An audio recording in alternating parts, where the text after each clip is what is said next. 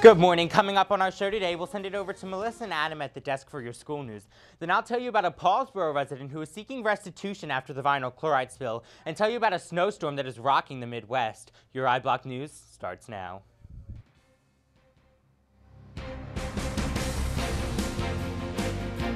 Hi, I'm Bridget Mendler, and you're watching iBlock News.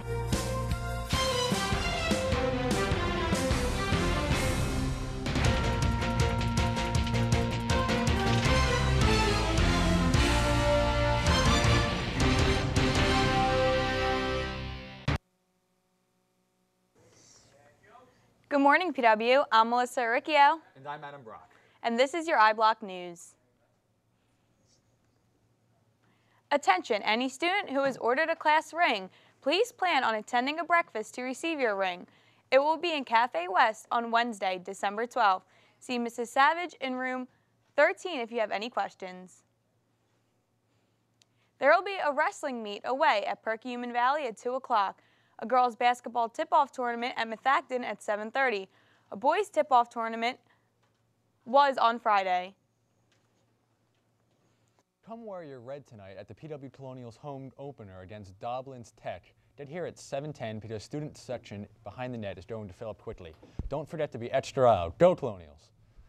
All varsity cheerleaders are to report to Cafe East instead of CES at 4:30 for pre-game practice. Also, any girls interested in being on the JV cheerleading squad, please see Mrs. T in the nurse's office.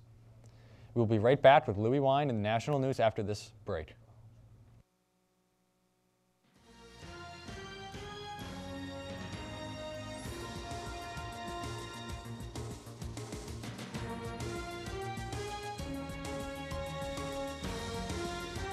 This the vault she's famous for. Flips on, look how high. What was it like being in London, of all places? It was so much fun. I mean, I wanted to go there ever since I was really little. I used to say that I wanted to live there, but after I went there, I kind of decided, you know, the United States is a little bit better, but I really liked it, and it was an amazing experience. Are we going to be seeing you in 2016 in a couple years in Rio? Hopefully, that's what I'm going to be training for when I heal my foot up and get back in the gym. What happened? Well, I broke my tibia tubercle at the tour. So this was from London and this was from the tour, and I got surgery on both of them, so I'm healing up now. Are you still working on the tour? You still doing your tricks? Yes, I do a little bit of stuff. I mean, I like wave and I like hang on like a ring thing, so I don't do that much gymnastics. Did you ever think this is what you would be doing? Gymnastics was always a huge dream of mine to, you know, work really hard and go to the Olympics. So to go and actually get to compete for my country was the best thing ever. Do you love being on this tour with the rest of the girls and all the other gymnasts? It is so much fun. It's just a huge honor to be able to have a show with them. How close the five of you get this summer? Because you must have been there for weeks We're in like training. Inseparable. Like, I'm going to miss them so much after tour. It's going to be like unreal. So I'm scared for when tour's over. But we all train for the same thing, so we're really close. I'll tell by looking at pictures. Thanks, PW.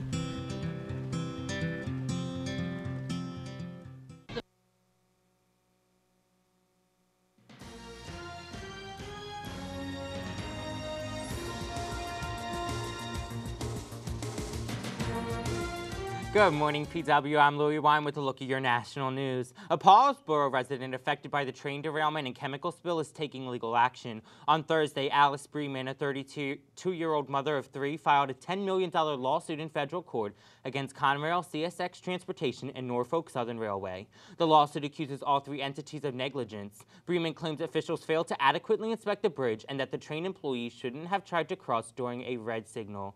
Bremen also claims she and her children suffered both physically and mentally after the crash caused vinyl chloride to leak into the air and water. Quote, "We know there are upper respiratory issues as well as breathing and coughing issues," said Bremen's attorney. He went on to say the majority thrust of the case will be what the long-term effects are. Bremen also claims that the accident has affected her ability to earn a living. Conrail says they will eventually respond to the lawsuit but are currently focused on the accident investigation and getting residents help to get back into their homes. A potent winter storm pounded the upper Midwest and northern plains on Sunday with heavy snow and strong winds making travel treacherous and prompting airlines to cancel many flights. The heaviest snowfall was from eastern South Dakota through southern Minnesota. Forecasters said up to 16 inches was possible in the hardest hit areas, including up to a foot in and around Minneapolis. A record snowfall of 10.2 inches was set at the Twin Cities on Sunday. The old record of 7.4 inches was set back in 1961. The snow, coupled with winds gusting as high as 40 miles an hour, produced whiteout conditions, making traveling nearly impossible. Minnesota State Police said more than 300 car crashes were reported from 9:30 p.m. Saturday to noon Sunday.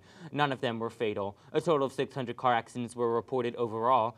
And it wasn't just the snow that was a threat. The Weather Service said temperatures plummeted behind the system well below zero over western Minnesota, with wind-chilling readings as low as 20 to 30 degrees below zero, causing for any snow or moisture to freeze on surfaces. More than 150 flights at Paulsboro International Airport were canceled due to the storm.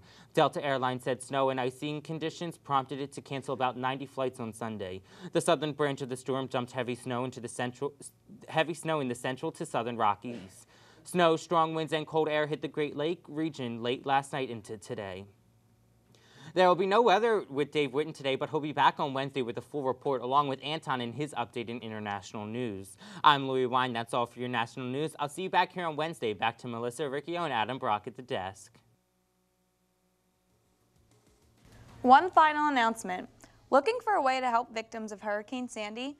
Please donate school supplies for New Jersey students whose homes and schools were destroyed by the storm. All donations can be brought to room 56 before school, after school, and during iBlock. We will be collecting donations through December 18th. If you have any questions, see Miss McLaughlin in room 56. That's all for today. I'm Melissa Riccio. And I'm Adam Brock. Have a great day.